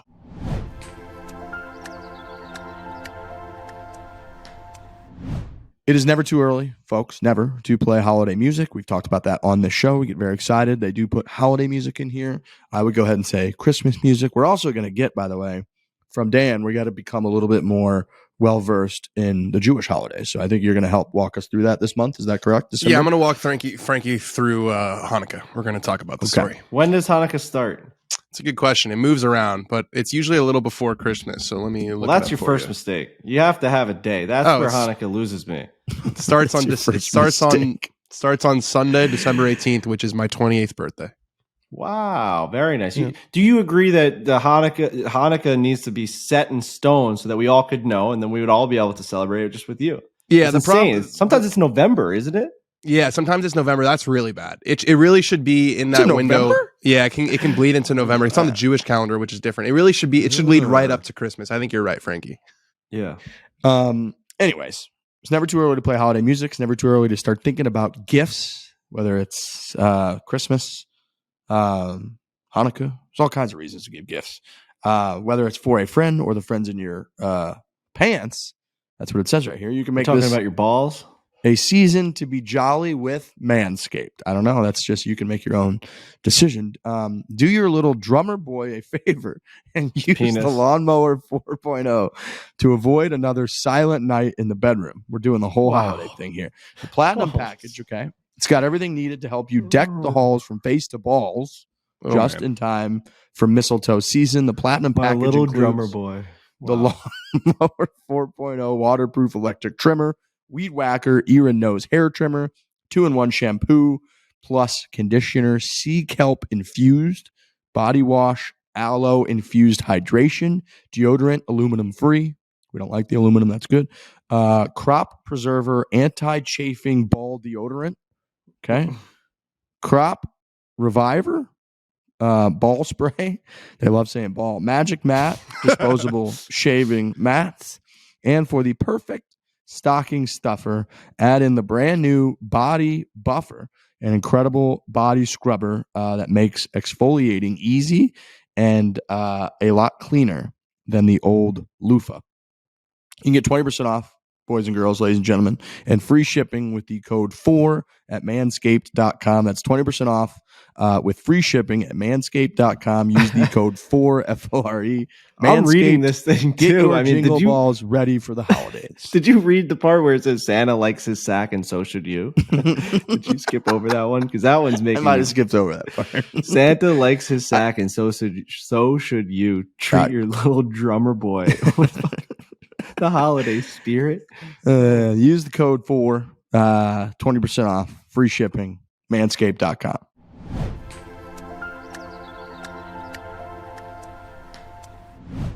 We got the Cyber Monday thing tomorrow. Obviously, Riggs is kicking off the Barstool Classic Championship in Scottsdale. Is that starting tonight? Is there a welcome party tonight? Welcome party at Barstool Scottsdale, the bar in Old Town tonight, like 6 to 9. I think it's, appetizers, bar type food. We'll watch a little Sunday Night Football, have a couple drinks, and then the golf gets going. I had the guys from Greyhawk, my boy Travis, he hit me up yesterday. I went up there and saw some folks, and they've done a great job. They've got it roped off. So Greyhawk has, 2 different courses, Talon and Raptor. And they're basically, every day they change which range they're using for the public to protect the other range, which makes their grass on the driving range always really good. But now they've got the section near the Raptor course just roped off like it's a PGA Tour event. And all folks that go up there to play practice rounds or whatever this weekend, they have access to the roped off area. Wow. We got people with headphones on, chipping and putting and working on their short game. And my dude Travis was like, okay, I'm starting to get the vibe of this tournament. This is not a shit show. People are locked in. I don't know if anyone's going to drink a single thing. So people are fired up out here in Greyhawk. The field is good to win one of these fucking qualifiers. I mean, we did 27 qualifiers across North America this year. There's about 50 teams or so at each. You got to finish in the top 4. So to finish in the top 4 out of 50, you had to be playing or you are a really solid golfer. And now that you've made it to this point, there's $10,000 for first place. There's a bunch of other prizes from Chevy, Peter Millar, G4, all of our sponsors, Play Golf Myrtle Beach. There's a bunch of stuff to be won. And I think people care too about the tournament. Barstool's very fucking public. We're all over social media. So if you get your name on that trophy, there's only been 3 teams that have ever gotten on it. If you get your name on that trophy, people care about that a lot. So people are pretty into the golf. It's gonna be great because it's very different. We've done Pinehurst the last 2 years for the championship. Now we're at Greyhawk where they do the NCAA championships. Scottsdale. It's sunny. There's not a breath of wind out there. It's going to be nice. It's funny because I was asking Riggs before. He was saying that there's the welcome party tonight. So I was asking him, do people like get after it? Do people go hard? He's like, no, not at all. People are dialed in. So, dude, guys are walking around. Guys are walking around with like a towel and a wedge and a water bottle. Like that's the kind of vibe you get around the driving range, and they're just listening to music. It's definitely not what people think it is. There's always all these things that pop up here and there. The Barstool Classic is turned into legitimately like a must attend and must win event for anyone that's like a decent golfer in America. You have to try and get in. The thing sells out in 2 minutes. And if you're in, you take it very seriously to try and win. And obviously there's every single one we go to, there's Trulies all over the place. People have fun. We're all drinking, listening to music. That is what it is. But there's that like top, 6 or 7 teams that think they can do it. Maybe even more. I'm assuming more at each one think they can do it. But this always comes down to the end. There's always like a playoff on a scorecard. It's always fucking cutthroat. And you want to get to Scottsdale. You want to get to that championship. It's completely different than anything else that's out there in the market. The Barstool Classic Championship puts asses in the seats and then also delivers the drama, which is insane. You get to go on a roped off driving range and try and win $10,000. When do you get to do that as just a regular guy playing golf? And the format for the championship this year is going to deliver some drama because we're doing 36 holes of 2-person team, net, best ball. So like you play with your buddies all the time, if your partner's, in his pocket makes an 11 and you make a 4, your team's in for a 4. And after 36 holes, we take the top 6 teams in ties, and then they play the 10th and 18th holes on the Raptor course, which start right by the patio where everybody's at and finish right by the patio where everybody's at. And we're playing pure alternate shot, no strokes, no handicaps, and it's cumulative scoring for the 38 holes. So if you have played these 36 holes, one on Talon, one round on Raptor. You've got a 2-shot lead. You will be the last group to tee off in a pure alternate shot with hundreds of people following along. And you have a 2-shot lead, and you got to get through those 2 holes playing pure alternate shot with your pal or your gal to solidify your victory and lock it up coming down the stretch as the sun's setting and the mountains and Greyhawk and the whole deal. So it's going to be fucking awesome. People are hyped. There's a seriousness to the vibe around Greyhawk the last couple of days, which I like. So yeah, we'll have some drinks tonight. And, some people I'm sure will get absolutely shit-faced. We're in fucking Scottsdale. It's hard not to. And I think we'll see more of it Tuesday. Like if a team goes out and shoots 80 tomorrow, then Tuesday they're going to be like, fuck it. We're going to have a million Trulies and have a great time. So it's the hype is real. I'm excited for it. But that makes sense why they take it seriously, because all these people, they can pay money to play in a charity, hit and giggle where they play and it doesn't matter what they shoot and then they're done. This is a competition. Mm-hmm. It's a tournament. It's a fucking championship. It's the Barstool Classic Championship. So it's go time. Couple more things to get to before we get to From the Gallery. Christmas. It's Christmas season. My tree's going up this afternoon. I haven't put it up yet. I'm going to get it out. I'm going to fire it up. I'm hearing music around, restaurants, shops that you walk into, hearing some Christmas jingles. It's fucking Christmas season. We moved on for Thanksgiving. Go time. This is a huge, and I mean huge, Christmas podcast. So Dan, you need to get your shit together. It's go time. My Emma's family celebrates Christmas, so I'm getting there. Do you not celebrate Christmas? I did not celebrate Christmas growing up. No tree, none of that stuff. My parents are like pretty Jewish. Like they're pretty Jewish. But I do celebrate Christmas now. Last 2 I've done it with the Light family here, who they're hosting me. I don't know if people who are watching YouTube can see Emma's childhood bedroom. But yeah, I do like Christmas. There's a warmth to it. I will give you that for sure. Yeah, and this year it feels like it's here. Like it doesn't feel like sometimes it's a little too warm out, or we're traveling a lot and you don't really get to do all the things with the family. This year I feel like I'm really into the season. I'm watching Christmas movies. I have Christmas music playing. This is our first Christmas in the house, so I've been having Christmas music playing every single day, every minute of the day. I'm a huge music in the house guy. When I walk into people's houses and it's not playing music, I find that to be very strange. That's something my parents kind of like built into me. Whenever I walked into the house, it was always music. Dean Martin was playing, Frank Sinatra was playing.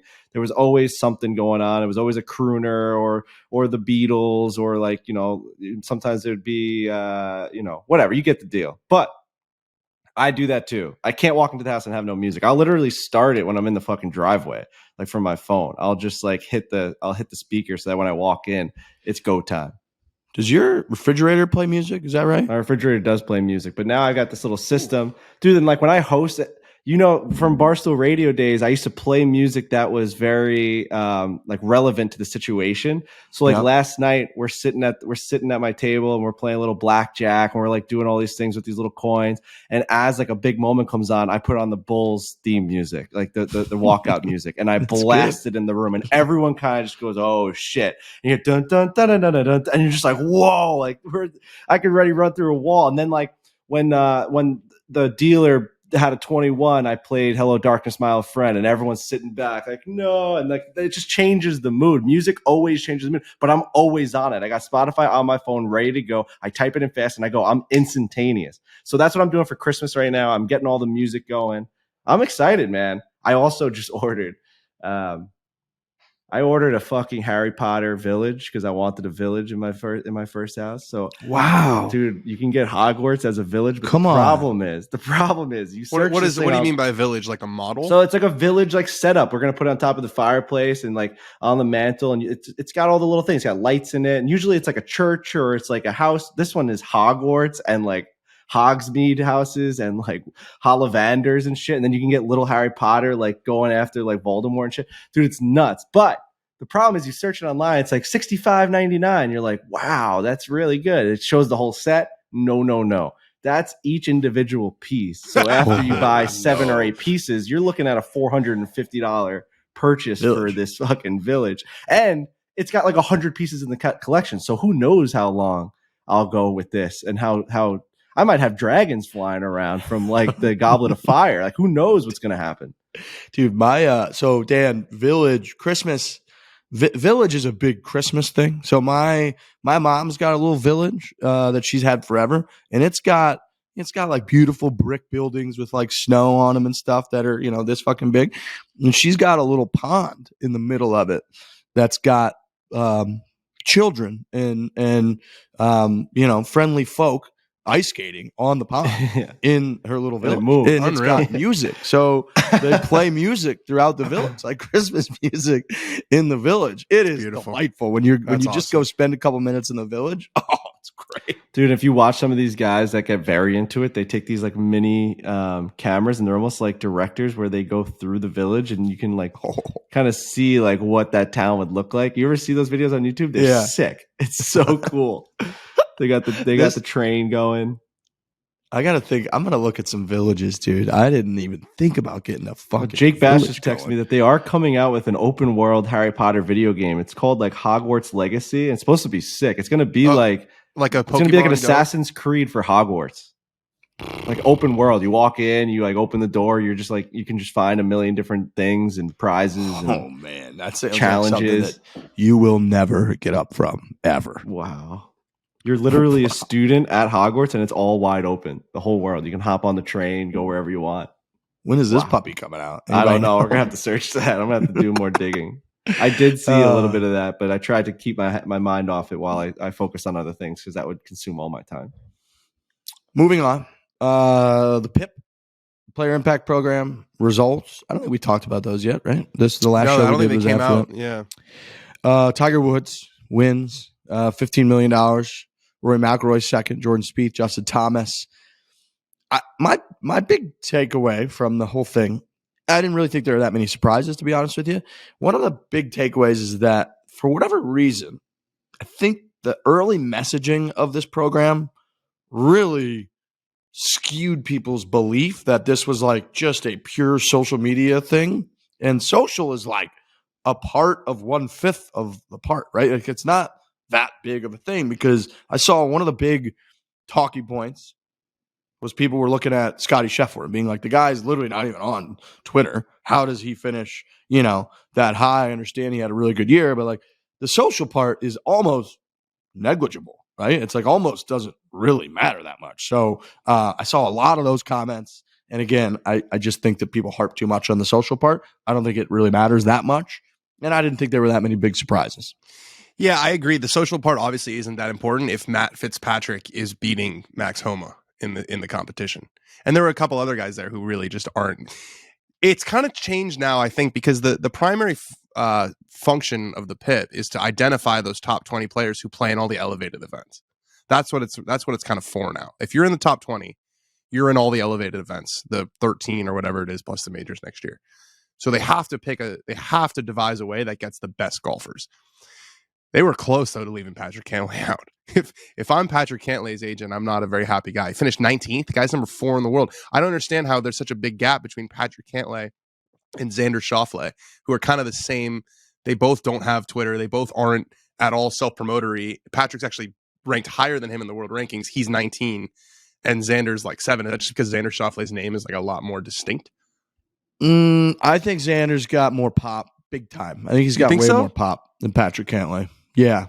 I think Xander, with the name and his look and all that, I think he is. He's just more intriguing. I think people are more Xander fans, way more so than they are Patrick Cantlay. I think Cantlay, for whatever reason, just comes off unbelievably vanilla. And I think Xander has he's got a little substance, a little interest to him. I agree that they should be similar in terms of like their golf and they always play together, the whole deal. But I think Xander just boom, natural Q rating off knee-jerk reaction. Xander, way higher than Patrick. He's also everybody's guy to bet that they think is going to win a major. Like he's everyone's favorite. This guy's going to win this week. And that has to equate to why he's likable. Like everyone just thinks of him when betting on major finishes. And they're like, oh, Xander's got to get one. They're like, no one's really saying that about Patrick. I'm sure they do that when he's got the hot hand. And my other point to this PIP would be, this is the second year in a row that we've now seen that they need to have 2 separate competitions or categories. Like let the best golfers make a certain pool of money, and then actually do a social media one. Like if you're trying to grow the game, stop like dancing around the fact that it's like 1/5 of whatever the PIP program. Do a social media. Who's the most popular person amongst the young kids on YouTube, on Twitter, on Instagram, on TikTok? You've got Bubba Watson was like trying to get his TikTok going because of the PIP, and like that stuff doesn't even like equate to anything. But the guy's really trying to grow the game, and you have Kisner obviously, and you've got Max Homa. So like I said last year, this is my fucking free idea for the PGA Tour. Make it a poll. Make a poll, a literal voting poll. I mean, Elon Musk just did one for like the 45th president of the United States. It got like 16 million fucking votes, and now he's just back on Twitter. If you do that for golf, that would be so sick to see all the campaigns like vote for me. Like who has the most reach? If Max Homa has the most reach and can get the most votes, he wins. That's like what it is. Like if he reaches the most people on social media and like completely swindles the vote to his way, then he fucking wins. He's the most elite social media player in golf. So why don't we just give like $1 million or $2 million so we can all get behind it? How much fun would that be?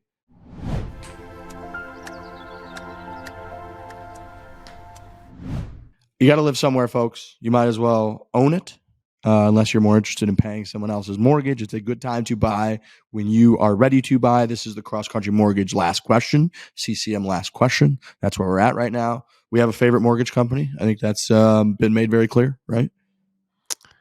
They changed Frankie's life, it seems like. Yeah, I'm in debt to them, literally, figuratively. Everything about them I love. I'm checking out that email I get, the home bot from Chris Devon, my personal mortgage guy. He sends me a report about my street, my town, my village, everything I need to know about my equity, the thing that I own. It's insane that some people don't have access to that. If you're not using CrossCountry Mortgage, you do not have access to that. It's an amazing piece of technology that you have to know. It's a lot of money, and it's also yours. So you have to like see, what is it going up? Is it going down? You check your stocks all the time. Why are you not checking the house value? See if you qualify today. Visit ccm.com/barstool now. CrossCountry Mortgage LLC, NMLS 3029. All loans subject to underwriting approval. www.nmlsconsumeraccess.org. This is the CCM last question.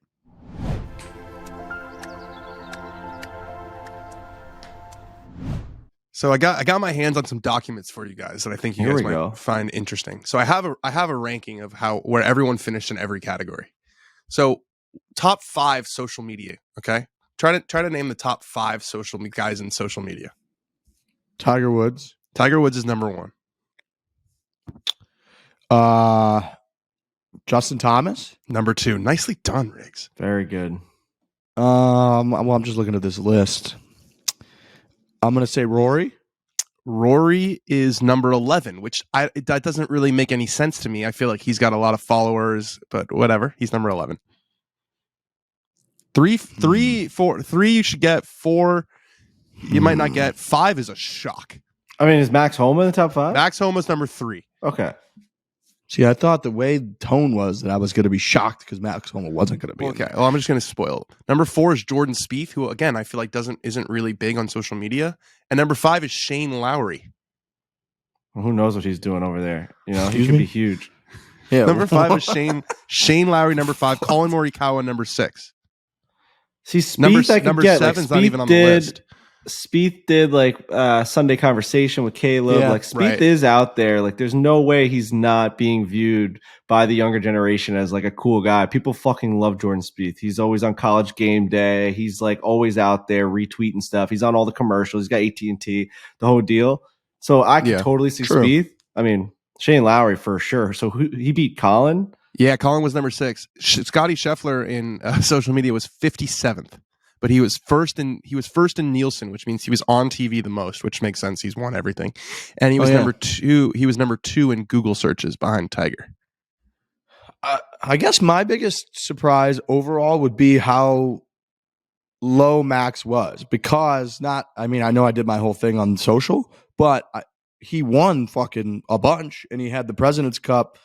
He was kind of the guy at the President's Cup with some huge putts, and everybody likes him. So I thought his combination of how well he played this year, how much he did win, and how good he was at the President's Cup, and how much he's on social would get him above Tony Finau, or even a Matty Fitz, or a Kiz, or I was Shane surprised Lowry. how high I was Fitz very was. surprised by that.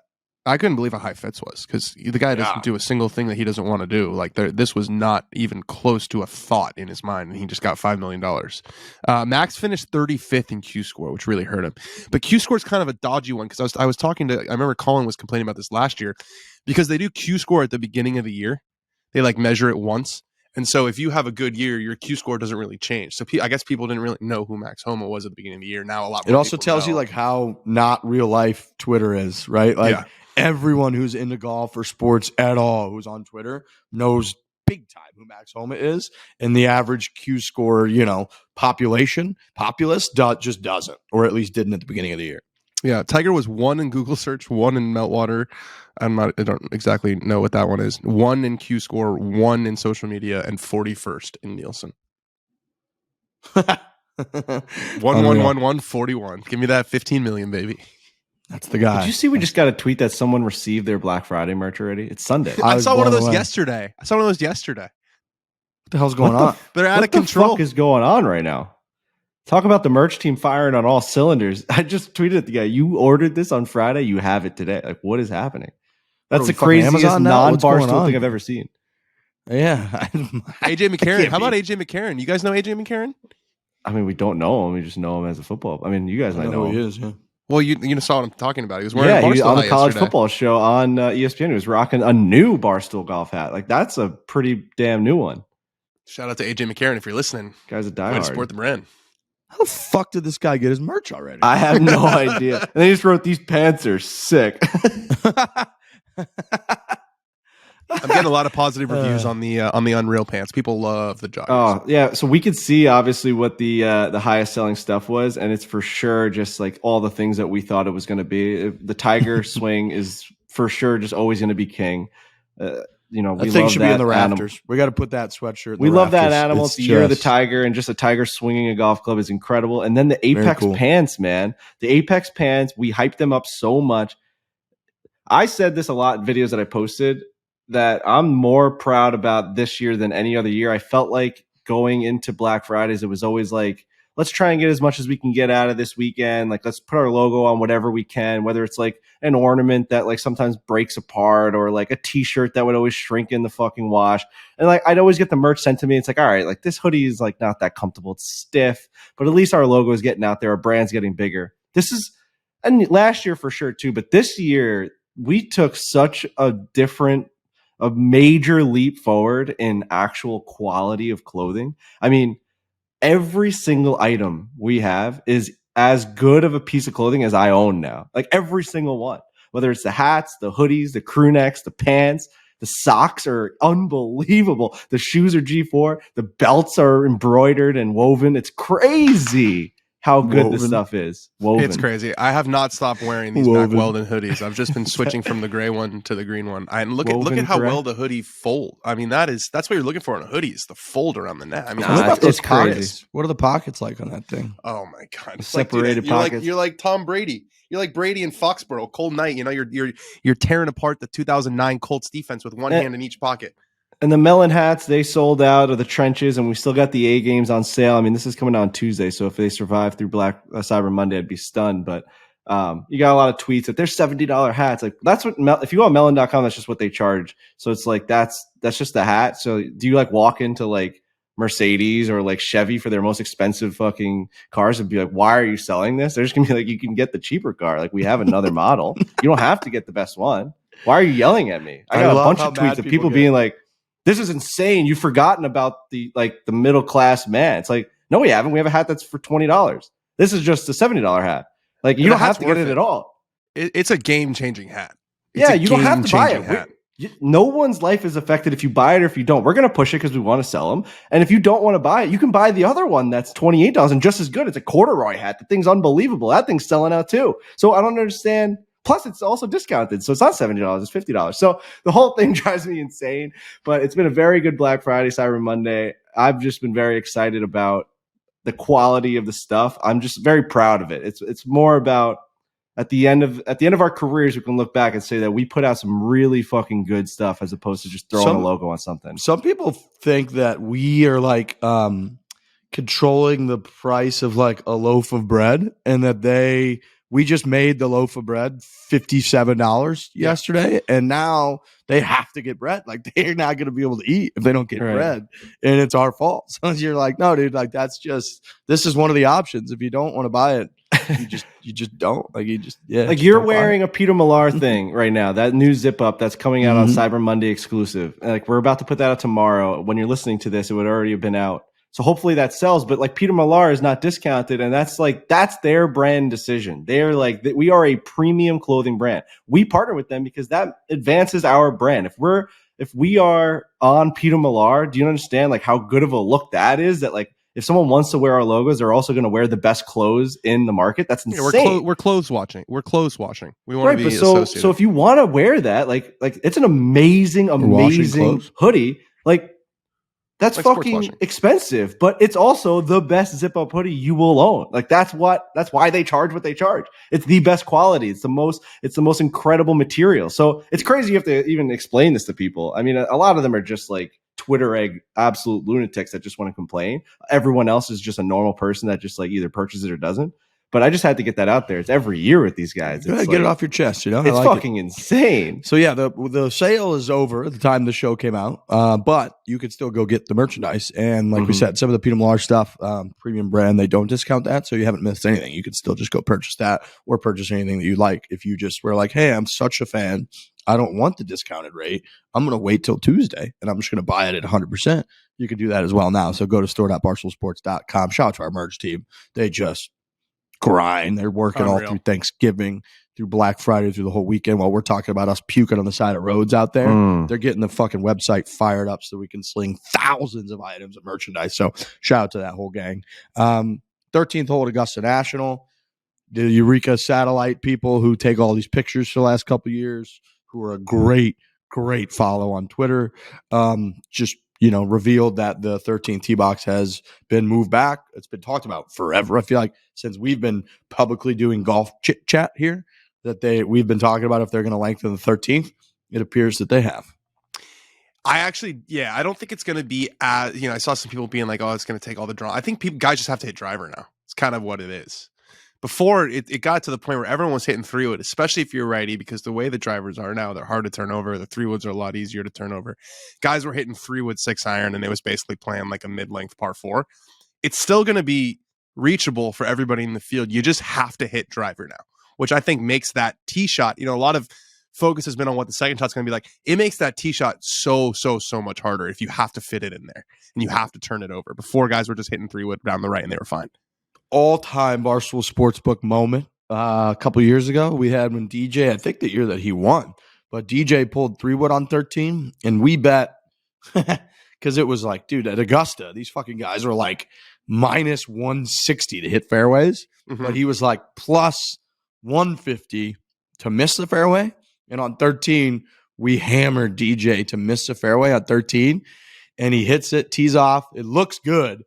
And you see him start to lean a little bit at the end, and then they switch from watching DJ to the ball, and there's like a 2-second where the ball's in the air, but you don't know where it's going to land, and it landed like a foot into the rough, and everybody went crazy on 13. But you're right, he probably had a fucking 7-iron in from there. It wasn't a big deal. He was just an inch into the right rough.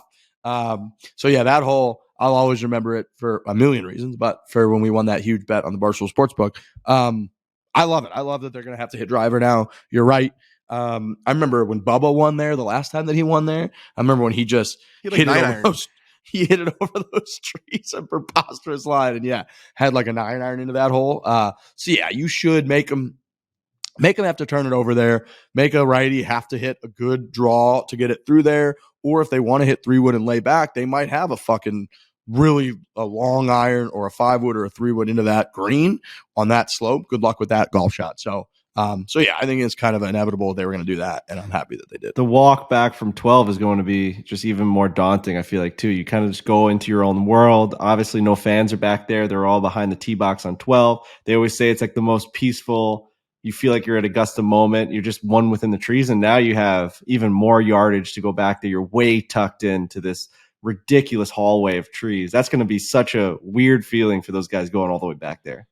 Yeah, I think they've had this land for like 3 or 4 years. They took the land or they bought the land from Augusta Country Club, which is kind of what they do. And they decide they want to make their course longer. They go to their neighbors at Augusta Country Club and say, "Here's a check. You can take it or you can leave it." And then they tend to take it. But yeah, no, it's both par fives because remember they lengthened 15 last year. It's like a 20 or 30 yards further. So Augusta's had to probably more than any other course, actually more than any other course because they host the biggest golf tournament in the year every single year. They have to update their golf course to keep it relevant, to maintain a challenge for the best players in the world. And they've done a great job of doing that. Not every course can. Not every course can just write checks when they need to make their course bigger, but Augusta can, and we should be grateful for it.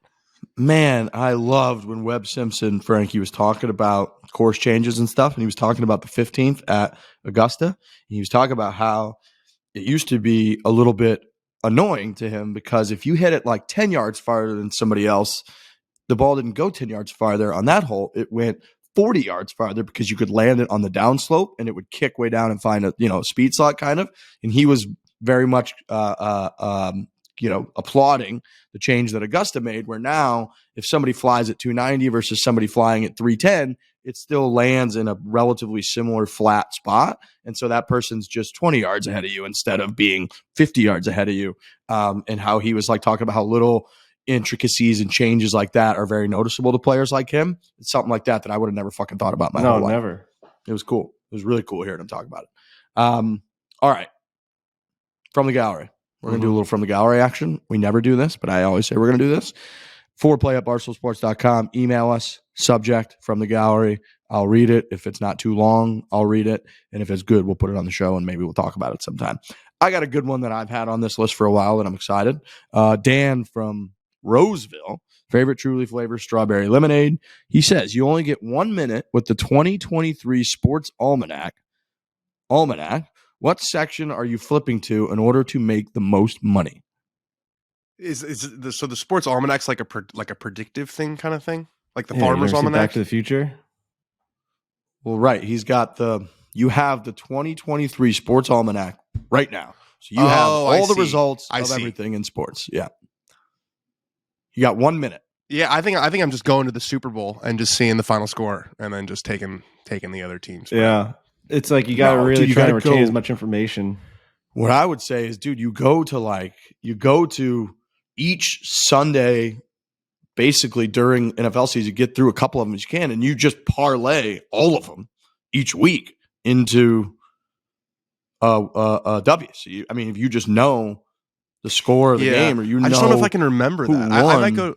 Yeah, I might go to the majors, the golf majors. Remember just 4 names who wins the majors, and then just parlay them with each other at the beginning of the year. That'd be insane. Yeah, that might be a big one. That would be a huge one. I guess it would be hard to remember the exact score. It would be hard. But man, that's the hardest part is remembering. You have 1 minute. That's like the basis of his question is saying like you got to find something that you can really, really understand. I think if the Sports Almanac, you would assume that there's a majors section and it's just lists it. It's just Tiger Woods, and then you just go Tiger on. wins the whole 4. Let's go. People aren't going to believe this when this happens. Yeah, that would probably be the easiest to remember. Because even then, if you got to like the PGA Tour section or whatever, you might be able to just find 10 winners that you could probably remember, like who won the Memorial. I feel like you could just remember that. It's a pretty big tournament, whatever. And yeah, if you parlayed those. But I was thinking a huge like parlay, or if you could remember the exact score, Super Bowl is not a bad one. Or just remember the champion from each 4 major sports and parlay those. That's the most insane. I mean, your odds would be astronomical. True. That's true. It'd be like $1,000 bet to win like 10 million to get every single. I mean, maybe not. The guys who won the majors this year was not really a surprise. I guess Fitz was a surprise, but I was thinking they're probably all in like the 10-1, 8-1 range.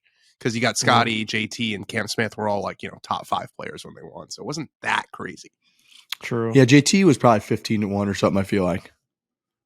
Yeah, Scotty was the favorite for sure. Or like, he was on that favorites. heater. Yeah, he was on that absolute heater. Yeah. But yeah, I didn't really think about remembering. That's a problem. It would suck if you try to do the NFL thing that I said and you just got one of them wrong and you just make nothing. You're like, well, fuck, dude. God damn it. You had one chance at it. Yeah, you just had one chance and you blew it. You guys got anything else? Anybody got anything that's pressing over here? I'm trying to think. Just excited. Just excited for the hero, man. Bahamas, golf. I'm excited to ask Tiger some questions. You guys have anything you want me to ask any of the boys this week? When's Tiger going to play us in 4-man scramble? Yeah, I'll how is ask him. Tiger? I'll ask Steiny. I'm sure he'll answer like super reasonably and be like, "Oh yeah, anytime." Perfect. I love that. I'm jealous. I'm jealous you're going to be there. I like that we're everywhere. We got Cyber Monday crew. We got fucking Barstool Classic Championship in Arizona crew. We got Hero World Challenge crew. We got people all over the place. This is what we're trying to do. Trying to be everywhere at once. That's right. We're taking over. Fucking taking over. All right. Well, Frankie, I'll see you in Scottsdale Tuesday. Yeah. So Monday doing Cyber Monday, and then flying right out with Trent, going for the championship round Tuesday at Scottsdale, and then flying right back on Wednesday, and the whole thing just keeps going. So yeah, it's this is the busy time of December. I cannot wait to be out there. It's gonna be a lot of fun. I'm going to look at Christmas villages right now. Yeah, dude. Is what I'm they going get to do when we're expensive done. as Fuck. All right. We'll have a lot of updates on Thursday. We'll get live on the Boots reaction from Dan on what's going on. We'll have a Barstool Classic Championship. We'll have wrapped up. So a lot of good stuff coming. Thank you for listening. Thank you to our sponsors. Hit it hard. Hit it hard. Hit it hard.